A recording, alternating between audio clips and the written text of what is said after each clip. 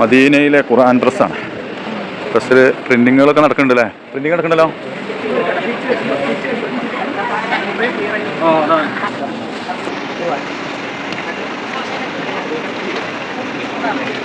നൂല്, സ്വർണ്ണ നൂല കേട്ടാ, നൂല്.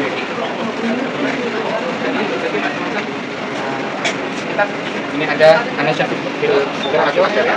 Jadi cara membaca Al-Quran dengan metode 10 maka dengan Al-Quran.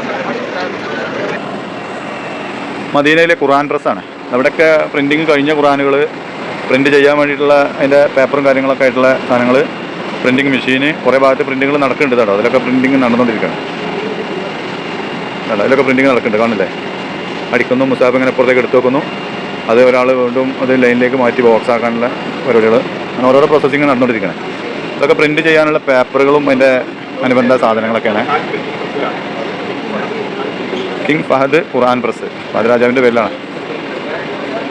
അതിൻ്റെ മെഷീനറി, അതിൻ്റെ പേപ്പർ റോളുകൾ ഇതുണ്ട്, അതൊക്കെ വലിയ റോൾ ഇരിക്കുന്നുണ്ടല്ലേ.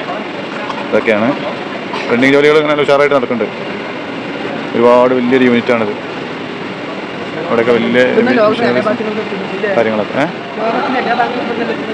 അല്ല, അത് നമ്മുടെ നാട്ടിലൊക്കെ ഉണ്ടല്ലോ പ്രിൻറ്റിങ് ഉണ്ട്.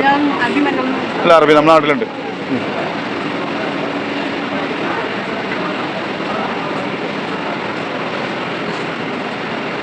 വലിയ ഒരു യൂണിറ്റ് തന്നെയാണ്.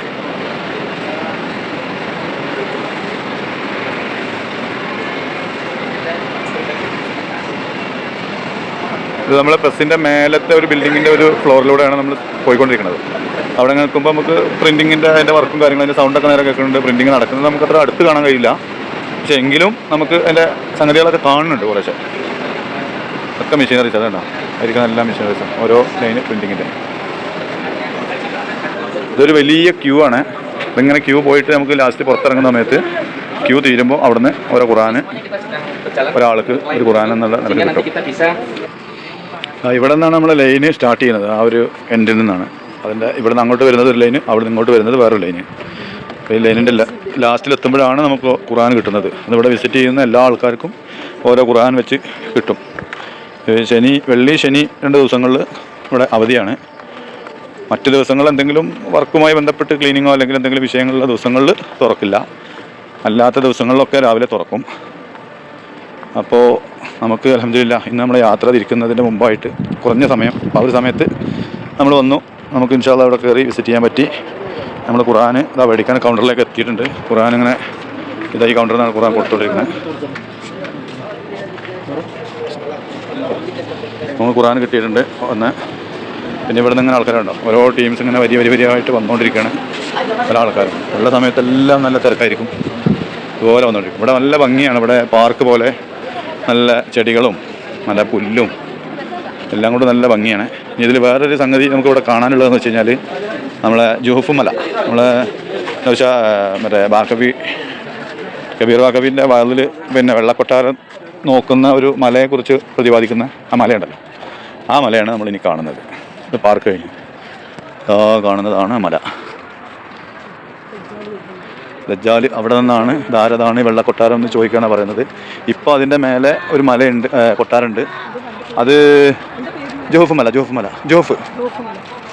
ഇതിൻ്റെ മേലെ ഇപ്പോൾ ഒരു പാലസ് ഉണ്ട്. ഇത് കൊട്ടാരം രാജാക്കന്മാർക്കൊക്കെ വരുമ്പോൾ താമസിക്കാനൊക്കെ ഉള്ളൊരു പാലസാണ്.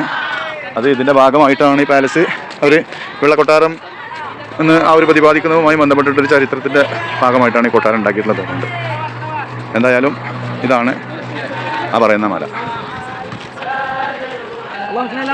ഇന്തോനേഷ്യക്കാർ വന്നിട്ട് ഇവിടെ ഒരു മൗലൂദ കോതിയൊരു വീഡിയോ എടുക്കുന്നുണ്ട്. ഇത് ഇവിടെ പ്രസ്സിൽ പ്രിൻ്റ് ചെയ്യുന്ന ഖുർആന് വിൽക്കുന്ന ഒരു കൗണ്ടറുകളാണ്. ഇവിടെ ഇങ്ങനെ ക്രമമായിട്ട് ഒരു 1 മുതൽ 8 വരെയുള്ള കൗണ്ടറുകളുണ്ട്. അപ്പോൾ ഇവിടെ നമുക്ക് ആവശ്യത്തിന് ഖുർആന് ഇവിടെ കിട്ടും. അത് വലിപ്പത്തിനനുസരിച്ച് റേറ്റിലൊക്കെ അങ്ങോട്ട് കിട്ടും, വ്യത്യാസങ്ങളുണ്ടാവും.